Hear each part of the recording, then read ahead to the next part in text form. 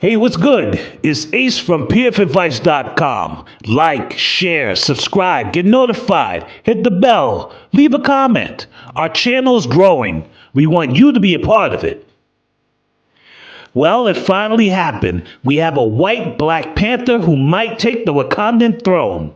The Ryan Gosling meme, favored by racist and anti-woke warriors, has now come to life. Marvel Knights, The World to Come #1 features Ketema, the first white Black Panther. Maybe. The story is not over, and I found a few clues that might point to Ketema not being T'Challa's real son. So here is my review of the comic, why I think Ketema is not really T'Challa's son, and I really think online racists and anti-woke warriors should not be taking a victory lap about a white Black Panther. This is the infamous Ryan Gosling meme, Ryan Gosling as Black Panther. It has been on social media for years. The same people angry about race-bent or gender-bent characters they don't own, like Ironheart or Sam Wilson Captain America, or a female Silver Surfer. People who have never read a comic, most of them anyway, would float this meme saying, how would you like it? How would you feel if there was a white Black Panther? Listen, be careful what you wish for. Disney, the most woke corporation in the world, did not make a white Black Panther to put woke people in their place. The logic ain't logicking. If anything, race and gender bending will continue, not stop. And if you celebrate Ketema, a pic of Ketema will be thrown in your face the next time a character is race bent. What does woke even mean anymore if you celebrate this? Woke now means being angry at non-white people just for existing. If you're an anti-woke warrior, then a white Black Panther is probably the worst thing to happen to you, but more on that later. Also, this story is set in the comics, Marvel Knights, an imprint. This is not the MCU. So first, here's a review of the comic. Warning, mild spoilers ahead for Marvel Knights, The World to Come #1. I won't spoil the whole comic, but here are key points I want to touch on.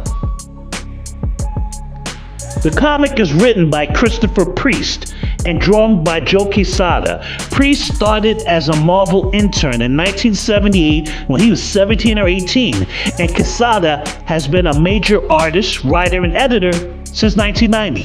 These men are living legends. I love this comic. I can't wait for issue #2, something I have not said about a Marvel comic in a very long time. The story is set 25 years in the future, where an elderly T'Challa dies on the Wakandan throne. That is the beginning of the story, which features a lot of time jumps. If an elderly T'Challa dies on the throne in the future, it implies Ketema was illegitimate or had a short reign. Also, his name is pronounced Ketema, not Ketema, even though it's spelled that way. In flashbacks and flash-forward scenes, we find out that T'Challa's wife Storm of the X-Men died. T'Challa then seeks out an old girlfriend, Monica Lynn, not because he loves her, because he wants to have an heir to the throne. Monica Lynn is an old character. She made her debut in 1969 in Avengers #73. Pay attention to the page where T'Challa proposes to Monica in France. Shows about the blue. It may give a hint to Ketema's true lineage. Monica is in the rain, enjoying the company of a white man, and they're smiling. It's raining and they're sharing an umbrella. The white man sees T'Challa, a black king, and Monica's ex approach. T'Challa proposes to Monica on the spot. The white man's face is now in silhouette, and he is in the rain in the background as this is happening. If Ketema is proven illegitimate, remember that scene. That unnamed white character is in the background of that proposal in the rain for a reason. And that smirk was wiped off his face the second a black king rolled up to see Monica. That unnamed character is there for a reason. In another time jump, an older, balding T'Challa is fighting his masked son, Ketema, at Warrior Falls for the Wakandan throne. T'Challa beats Ketema, but won't kill his son. Ketema actually falls in the water and almost drowns, and T'Challa has to save him. T'Challa pleads for Ketema to listen to him, and he tells him the Wakandan clerics, the Wakandan elites, have brainwashed Ketema against him. Ketema cheats, hits T'Challa with a stick, and beats him. Ketema then takes off his mask and reveals that he is a blonde-haired, blue-eyed white man, and he claims Wakanda.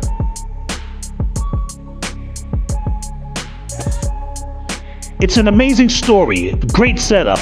I usually don't like time jumps in stories, but this issue kept me engaged. I can't wait for issue 2, and the artwork is very kinetic. Each panel looks like a photo of action, not static art.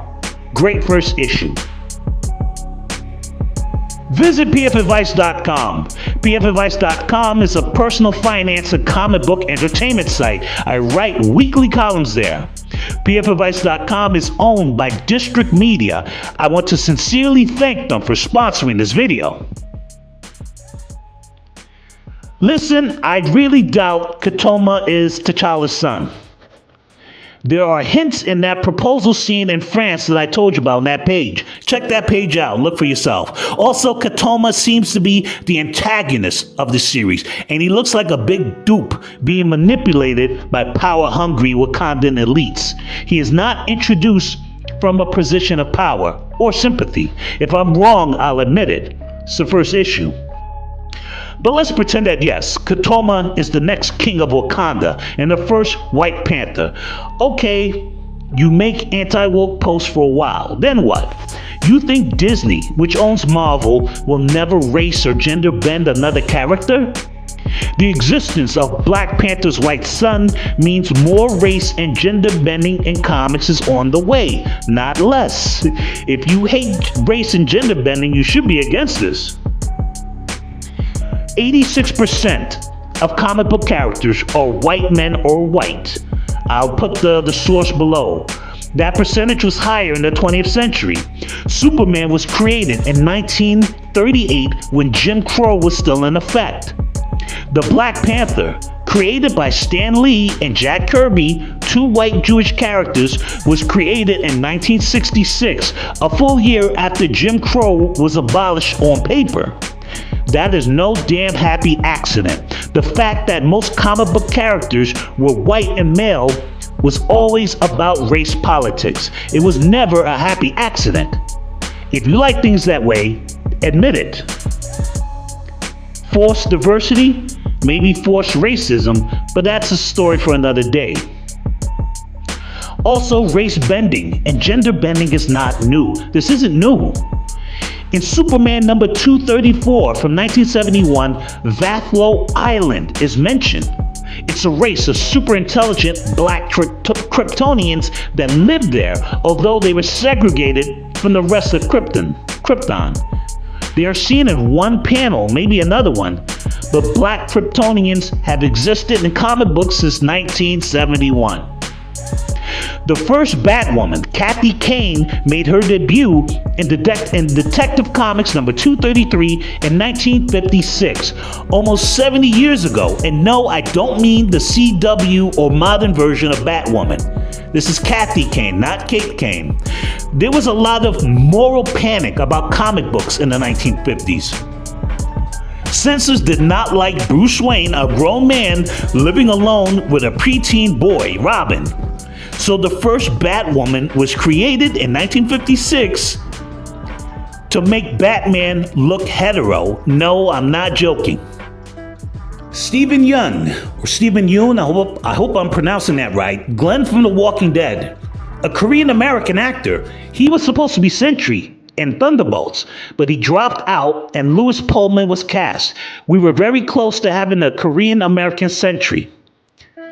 Now, that whole thing infuriated anti-woke warriors who don't read comics and never even heard of the character before the film came out. That is why that Ryan Gosling meme exists, to warn people who don't even care. about race bending, look, this might happen. There are also racist memes featuring Michael B. Jordan cast as Superman or Hercules. Those have been online for years. What is my point? If you're anti-woke and celebrate Ketema, the white Black Panther, then you can't complain about future race bending or gender bending. You can't have it both ways. Marvel is not going to stop race or gender bending now, far from it. A woke corporation did not do this to put woke people in their place. Look, we have a Chinese Superman, Kung Kinan, I think his name is. We have 3 or 4 black Superman, maybe more, a black Batman, actually a few black Batman, a white Latina, black and Muslim Green Lantern, alien Green Lanterns. I think we can handle a white Black Panther. Superman is still Clark Kent, an alien who looks like a white man, and comics always revert back to status quo. Still, is that a cop-out? The Black Panther is an inherently black IP. Black Panther is a mantle, not a name. The first Black Panther, Mosey, was part of the Avengers 1 million BC, an ancient Avengers team. There will never be one Black Panther. The Black Panther story is about Africa, blackness, and anti-colonialism at its heart. Vibranium is an allegory to the natural resources stolen from Africa for centuries by colonial powers. This is only one issue, so we have yet to see if Wakanda can survive a white king. But as I said before, I doubt Ketema is T'Challa's son, but we will see. Also, if you celebrate Ketema to troll the woke, as you say it, well, be careful what you wish for. A black Superman or a Chinese Superman outside of comic books become more of a possibility. After all, we almost had a Korean century. Look it up yourself. Anything is possible. A white Black Panther will force us to ask about the importance of race and identity in comic books, no matter where you stand on the issue.